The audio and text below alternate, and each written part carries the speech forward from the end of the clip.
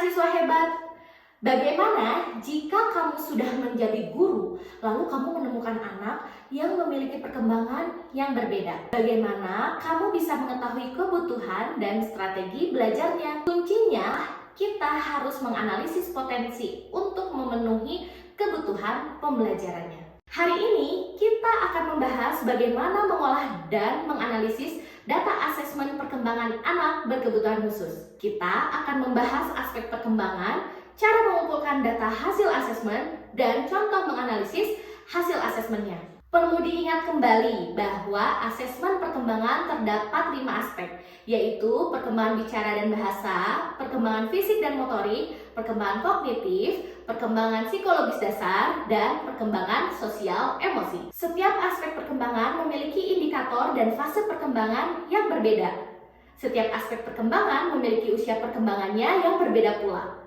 Untuk mengumpulkan dan menggali data perkembangan anak dapat melewati proses identifikasi, asesmen, wawancara, dan observasi anak secara langsung dengan menggunakan instrumen dan pedoman yang dirancang secara sistematis. Mengobservasi aspek perkembangan anak dapat diamati melalui kemampuan anak pada saat berinteraksi di lingkungannya, dan bisa juga mengamati perbedaan perilaku anak pada situasi atau lingkungan yang berbeda bisa juga menjadi tambahan. Sebelum menganalisis hasil asesmen perkembangan, kita harus mengumpulkan data melalui 4 tahapan berikut.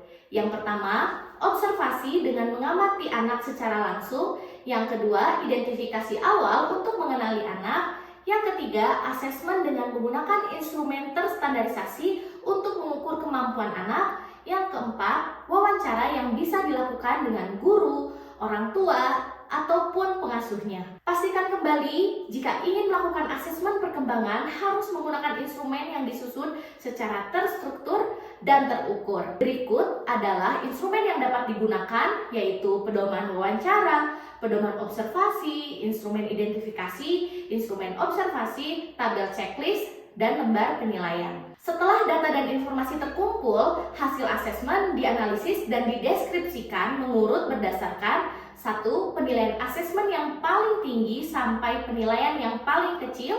Yang kedua, hasil asesmen yang sudah terkumpul dianalisis berdasarkan keterampilan, kemampuan, dan ketidakmampuannya. Yang ketiga, selanjutnya dibuat perbandingan antara hasil asesmen dan teori perkembangan. Perbandingan rentang usia perkembangan dan usia kronologis itu dapat diketahui melalui teori perkembangan berdasarkan aspek-aspeknya. Ingatlah, mengolah dan menganalisis data asesmen bukan sekedar menggali informasi yang didapat secara langsung saja, tapi untuk memahami potensi dan kebutuhan anak, untuk merancang pembelajaran anak ke depannya. Dengan keterampilan menganalisis yang baik, kita dapat memastikan bahwa setiap anak mendapatkan hak belajar yang sesuai dengan kebutuhannya. Terima kasih sudah menonton video kali ini. Sampai jumpa di pertemuan berikutnya.